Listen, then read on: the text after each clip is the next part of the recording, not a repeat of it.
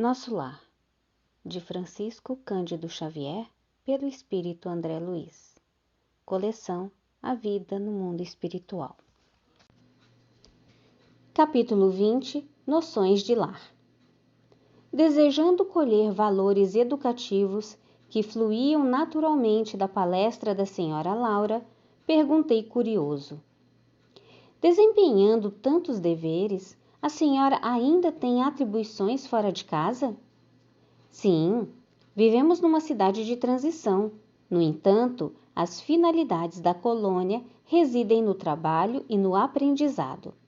As almas femininas aqui assumem numerosas obrigações, preparando-se para voltar ao planeta ou para ascender a esferas mais altas. Mas a organização doméstica em nosso lar é idêntica à da Terra? A interlocutora esboçou uma fácies muito significativa e acrescentou: o lar terrestre é que, de há muito, se esforça por copiar nosso instituto doméstico.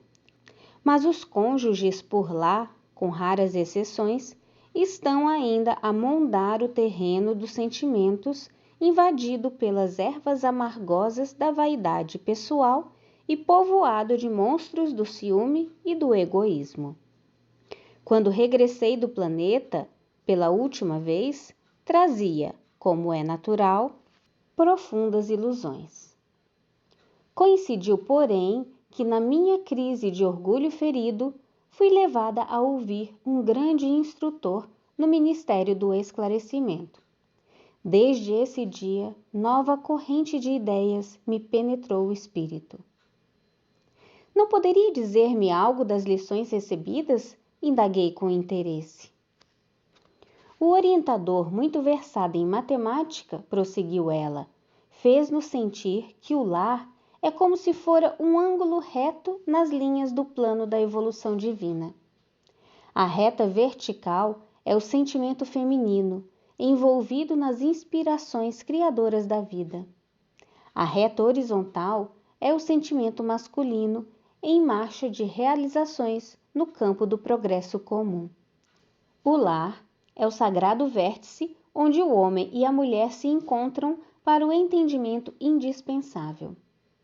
É templo onde as criaturas devem unir-se espiritual antes que corporalmente. Há na Terra, agora, grande número de estudiosos das questões sociais que aventam várias medidas e clamam pela regeneração da vida doméstica. Alguns chegam a asseverar que a instituição da família humana está ameaçada. Importa considerar, entretanto, que, a rigor, o lar é a conquista sublime que os homens vão realizando vagarosamente. Onde, nas esferas do globo, o verdadeiro instituto doméstico, baseado na harmonia justa, com os direitos e deveres legitimamente partilhados? Na maioria, os casais terrestres passam as horas sagradas do dia vivendo a indiferença ou o egoísmo feroz. Quando o marido permanece calmo, a mulher parece desesperada. Quando a esposa se cala, humilde, o companheiro tiraniza. Nem a consorte se decide a animar o esposo na linha horizontal de seus trabalhos temporais, nem o marido se resolve a segui-la no voo divino de ternura e sentimento rumo aos planos superiores da criação. Dissimulam em sociedade e na vida íntima, um faz viagens mentais de longa distância, quando o outro comenta o serviço que lhe seja peculiar. Se a mulher fala nos filhinhos, o marido excursiona através dos negócios. Se o companheiro examina qualquer dificuldade do trabalho que lhe diz respeito, a mente da esposa volta ao gabinete da modista. É claro que, em tais circunstâncias, o ângulo divino não está devidamente traçado. Duas linhas divergentes tentam, em vão, formar o vértice sublime, a fim de construírem um degrau na escada grandiosa da vida eterna. Esses conceitos calavam-me fundo e, sumamente impressionado, observei. Senhora Laura, essas definições suscitam um mundo de pensamentos novos. Ah, se conhecêssemos tudo isso lá na Terra! Questão de experiência, meu amigo, replicou a nobre matrona. O homem e a mulher aprenderão no sofrimento e na luta.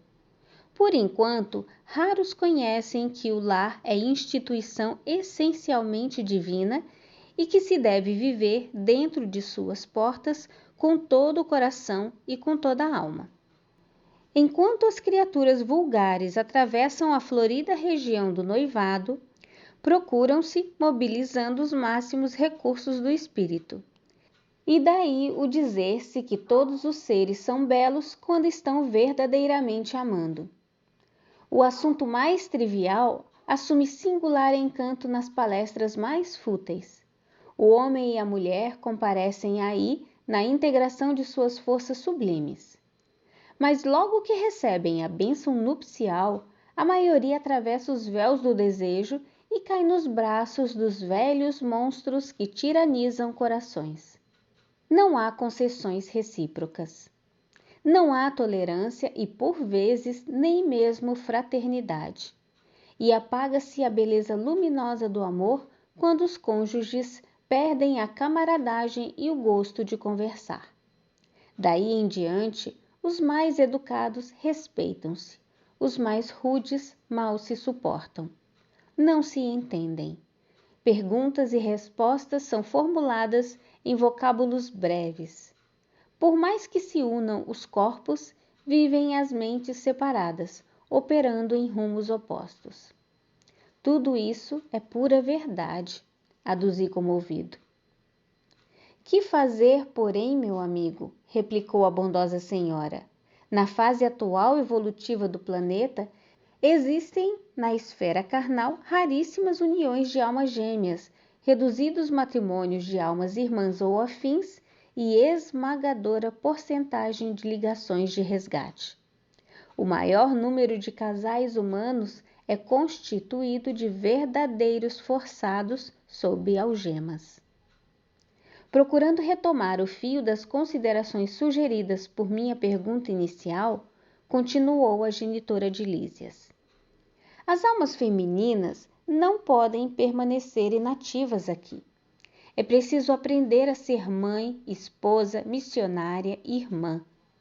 A tarefa da mulher no lar não pode circunscrever-se a umas tantas lágrimas de piedade ociosa e a muitos anos de servidão.